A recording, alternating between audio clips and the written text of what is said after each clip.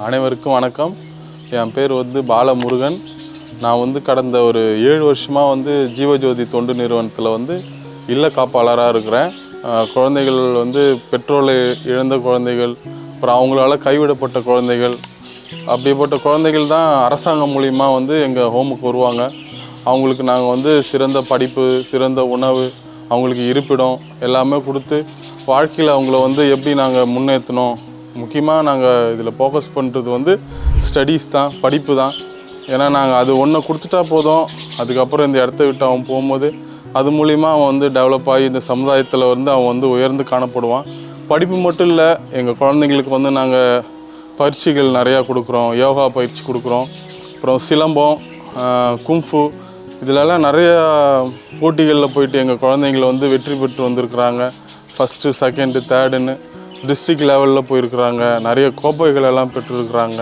அது மட்டும் இல்லை, எங்கள் குழந்தைங்களுக்கு நாங்கள் மந்த்லி மெடிக்கல் செக்கப் பண்ணுவோம். குழந்தைங்களுக்கு எதனா ஒரு உடம்பு முடியல, காய்ச்சல் அப்படின்னும் போது அது எங்களுக்கு தெரிய வரும். மந்த்லியில் ஒரு வேளை குழந்தைங்களுக்கு சடனாக ஃபீவர்னு சொன்னாலும் நாங்கள் உடனடியாக அழைச்சிட்டு போவோம். அது மட்டும் இல்லை, எங்கள் ஹோமுக்கு தேவையான எல்லா சர்டிஃபிகேட்டும் கவர்மெண்ட்லேருந்து வாங்கி நாங்கள் எல்லாமே ப்ராப்பராக இருக்கும். குழந்தைங்கள் காலையில் ஒரு 5 o'clock நாங்கள் எழுச்சி விடுவோம். அப்புறம் அவங்க எழுந்து அனுதினமும் என்ன பண்ணுவாங்கன்னா, காலைல எழுந்தோடனே யோகா, அதை முடிச்சுட்டு ரன்னிங் போவாங்க.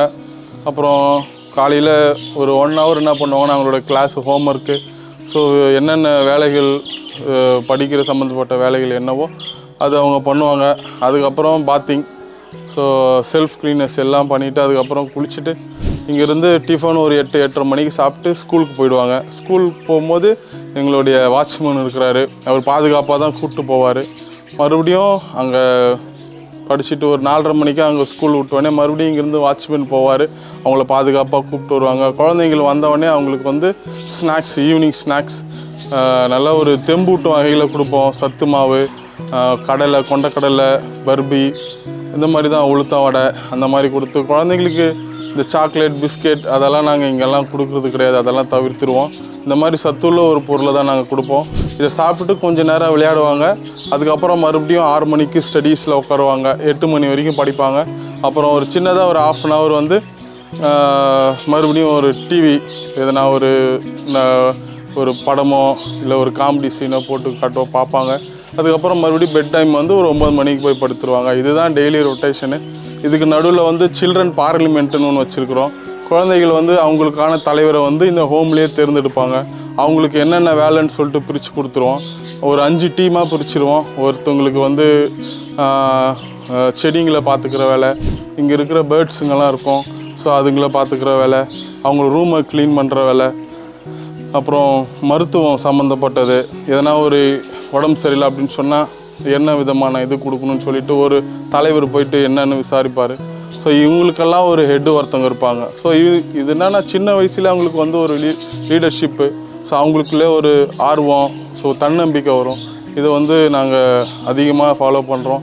மந்த்லி நாங்கள் ஒரு மீட்டிங் கண்டக்ட் பண்ணுவோம். அந்த குழுக்குள்ளே எதனா ஒரு ப்ராப்ளம் இல்லை யாருன்னா சரியாக இது பண்ணல போல அப்படின்னு சொன்னால் அவங்களுடைய கருத்துக்களை எங்கள்கிட்ட சொல்லுவாங்க. நாங்கள் முடிஞ்ச நல்லதை சொல்லுவோம், இதை நீங்கள் அட்ஜஸ்ட் பண்ணிங்க, மாற்றிங்க அப்படின்னு சொல்லுவோம். அப்புறம் 3 மாதத்துக்கு அப்புறம் தலைவரை மாற்றுவோம். அடுத்த தலைவர் எலெக்ஷன் மூலிமா தேர்ந்தெடுப்போம். இருக்கிற ஸ்டூடெண்ட்ஸ் எல்லாமே ஓட்டிங் போட்டு தான் நாங்கள் தலைவரை தேர்ந்தெடுப்போம். வெளியில் நடக்கிற மாதிரி தான். ஏன்னா வெளியில் நடக்கிற சூழ்நிலைகள் குழந்தைங்களுக்கு அவ்வளோவா தெரியாது. ஸோ இங்கே நடக்கிறது ஸோ அவங்களுக்கு குழந்தைங்களுக்கு நல்லா தெரியும். நாளைக்கு ஃப்யூச்சரில் வெளில போகும்போது நம்ம ஹோமில் இந்த மாதிரி தானே இருந்தது, அந்த மாதிரி தான் நம்ம சொசைட்டிலையும் இருக்குது அப்படின்ற ஒரு தெளிவு அவங்களுக்கு வரும். ஸோ ஸ்போர்ட்ஸில் சொல்லப்போனால் வெளியில் ஸ்கூல் மூலிமா கபடி, ரன்னிங் காம்படிஷன் எல்லாம் போவாங்க. போயிட்டு நல்லா வெற்றி பெற்று கோப்பைகள் அப்புறம் மெடலுங்க இதெல்லாம் வாங்கிட்டு நல்லா வாழ்க்கையில் என்னென்ன படிகளை முன்னெடுத்து வைக்கணுமோ அதெல்லாம் நல்லபடியாக பண்ணுவாங்க.